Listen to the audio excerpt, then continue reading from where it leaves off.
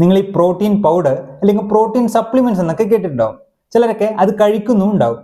ശരിക്കും അത് നിങ്ങളുടെ മസിൽ വളരാൻ സഹായിക്കുമോ, അല്ലെങ്കിൽ ഒരു വേസ്റ്റ് ഓഫ് മണി ആണോ? നിങ്ങളുടെ ബോഡി പ്രോട്ടീൻസിനെ സ്റ്റോർ ചെയ്യത്തില്ല. അതുകൊണ്ട് തന്നെ ദിവസവും നിങ്ങളുടെ ശരീരത്തിൽ പ്രോട്ടീൻസിനെ സപ്ലൈ ചെയ്യണം എന്ന് കരുതി നിങ്ങൾ എപ്പോഴും ഒരു പ്രോട്ടീൻ പൗഡർ കഴിക്കണമെന്നാണോ? അല്ല. നിങ്ങൾ കഴിക്കുന്ന ഭക്ഷണം വഴി പ്രോട്ടീൻസ് ലഭിക്കുമെങ്കിൽ, അതായത് മത്സ്യം, മുട്ട, ചിക്കൻ, അതുപോലെ തന്നെ കടല, ധാന്യങ്ങൾ, തൈര്, പാല് എന്നിവ വഴിയൊക്കെ ലഭിക്കുമെങ്കിൽ നിങ്ങൾ ഒരു സപ്ലിമെന്റ് കഴിക്കേണ്ട ആവശ്യമില്ല. നിങ്ങളൊരു ഹെവി വർക്കൗട്ട് ചെയ്യുന്നവരാണെങ്കിൽ, ഓർ എന്തെങ്കിലും ഒരു സർജറിയോ അല്ലെങ്കിൽ ഒരു രോഗത്തിൽ നിന്ന് റിക്കവർ ഒക്കെ ചെയ്യുന്നവരാണെങ്കിലും, പിന്നെ എപ്പോഴും മീൽസ് ഒക്കെ സ്കിപ്പ് ചെയ്യുന്നവരാണെങ്കിൽ പ്രോട്ടീൻ പൗഡർ അല്ലെങ്കിൽ പ്രോട്ടീൻ സപ്ലിമെന്റ്സ് ഒക്കെ കഴിക്കാം.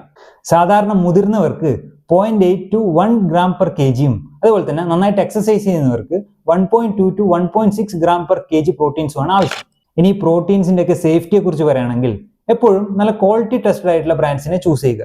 പിന്നെ ഈ പ്രോട്ടീൻസ് അധികം കഴിച്ചു കഴിഞ്ഞാൽ ഗ്യാസ് ട്രബിളും അതുപോലെ തന്നെ നെഞ്ഞെരിച്ചിലൊക്കെ ഉണ്ടാകും. കൂടാതെ നിങ്ങളുടെ കിഡ്നിക്ക് അത് കുറച്ചും കൂടി സ്ട്രെയിൻ ഉണ്ടാക്കുകയും ചെയ്യും.